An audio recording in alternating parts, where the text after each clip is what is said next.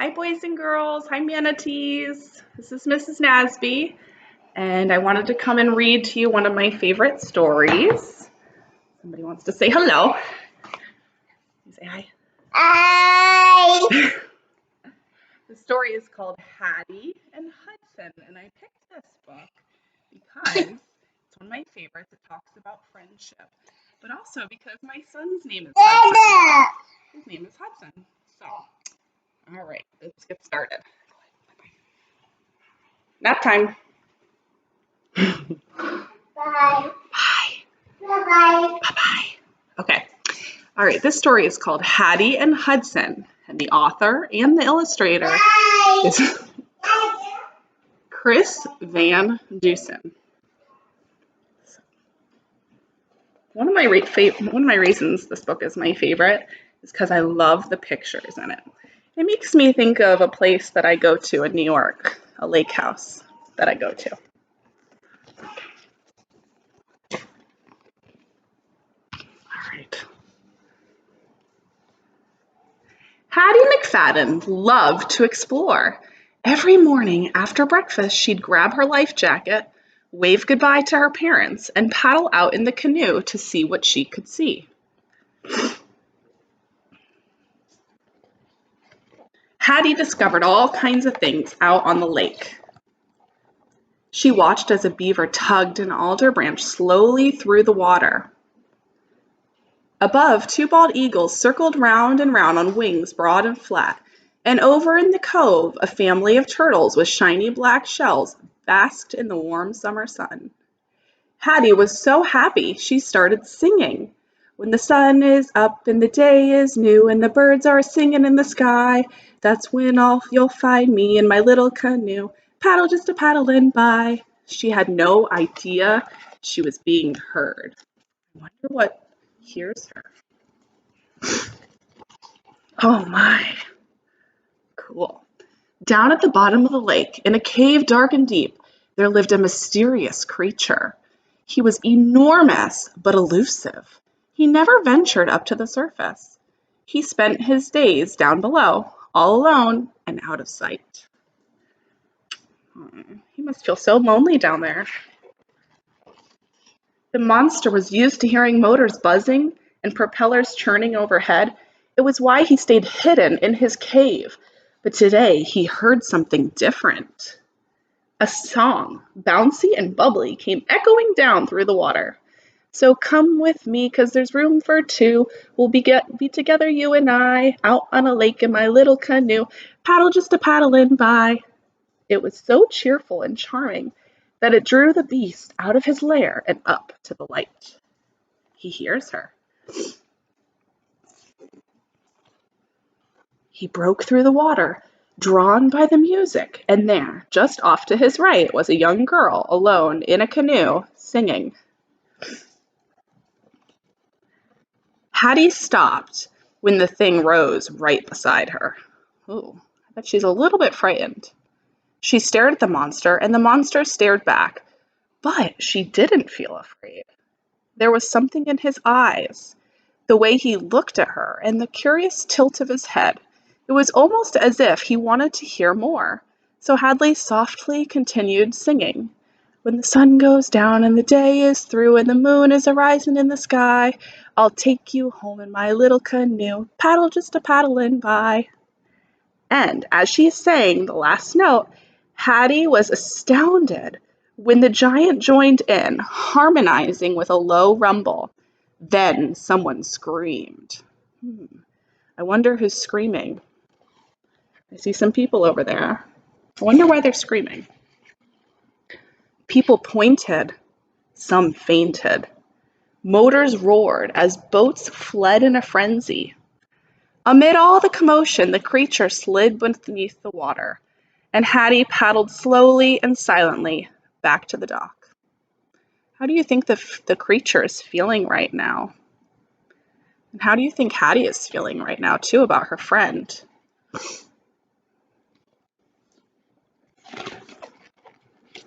That night, Hattie tried to sleep, but every time she closed her eyes, she pictured the green, friendly face looking down at her. She wondered if she'd ever see him again. She decided she had to find out.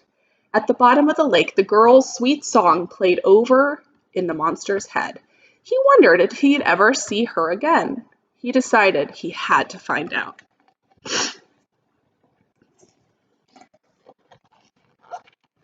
Hattie paddled the canoe quietly through the darkness.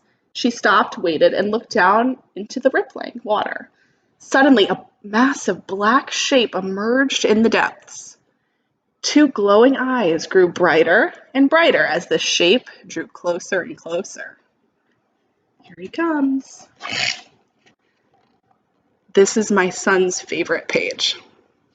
Slowly, the gigantic head emerged from the water. It glistened in the moonlight. For a moment or two, the monster and the girl simply stared at each other.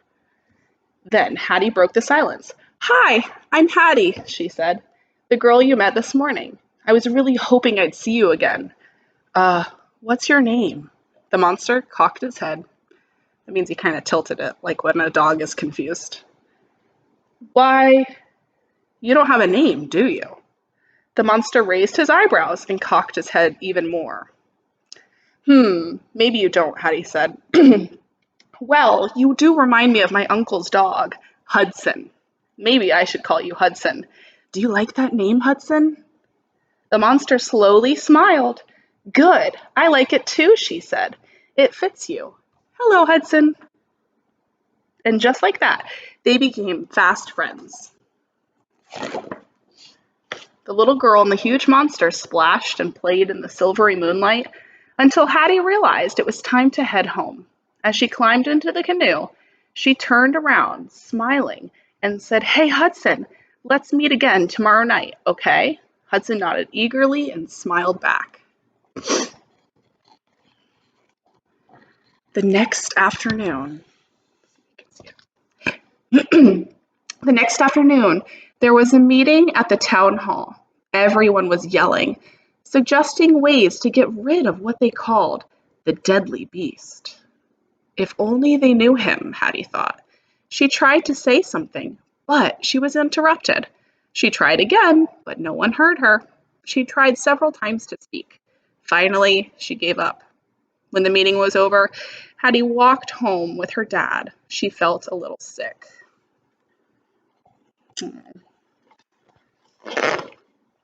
Hattie snuck out again that night to be with Hudson. But when they met, she didn't feel much like playing. "The townspeople saw you yesterday," she explained. "Everybody thinks you're dangerous. Tomorrow, they're coming to catch you and take you away. I don't know where to. We can't let this happen. We need a plan." So they're going to come up with a plan together. Hattie was deep in thought when Hudson abruptly nudged the canoe with his nose, nearly knocking it over. "Hey," barked Hattie. Hudson did it again. "Hey!"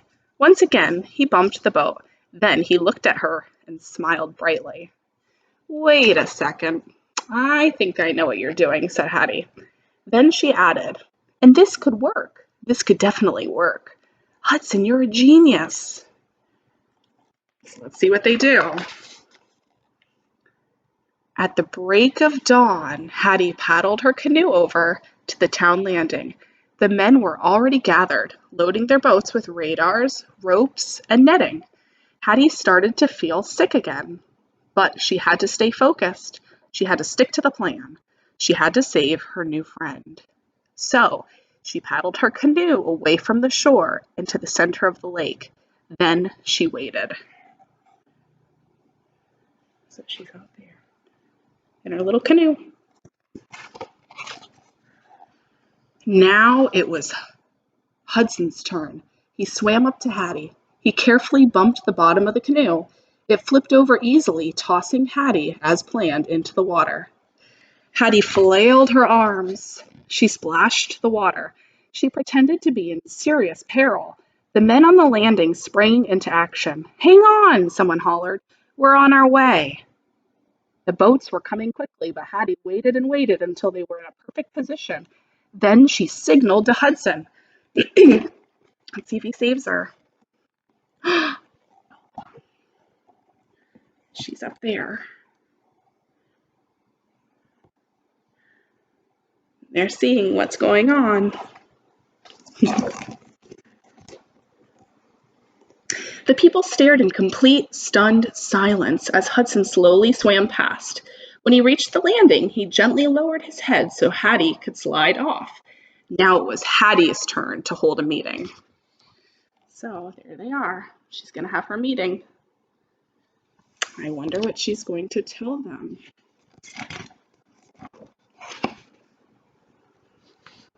This is Hudson, she said bravely. He's a friend of mine. I know you think he's scary and mean and dangerous, but he's actually very friendly. He won't hurt you, I promise. This lake is his home, and I think he deserves to stay. Once you get to know him, I'm sure you'll agree. Hattie paused. Everyone stood still. Then a young boy slowly walked up and patted Hudson gently on the nose. Another child followed, then another. Soon, a few adults cautiously stepped forward. Before long, a crowd had gathered around Hudson. They don't think he's so scary after all. It took some convincing, but everyone eventually welcomed the idea of having Hudson around. He even became something of an attraction. People traveled far and wide to spend time with the famous friendly monster. They're all playing with him. He looks a lot happier now. But when the sun went down and the visitors left, for Hattie and Hudson, everything was just as it had been since the beginning. And every night they met in the same place, played the same games, and splashed and frolicked under the big silver summer moon. The end. So I love this book because it talks about friendship and how to be a good friend and how to stick up for others.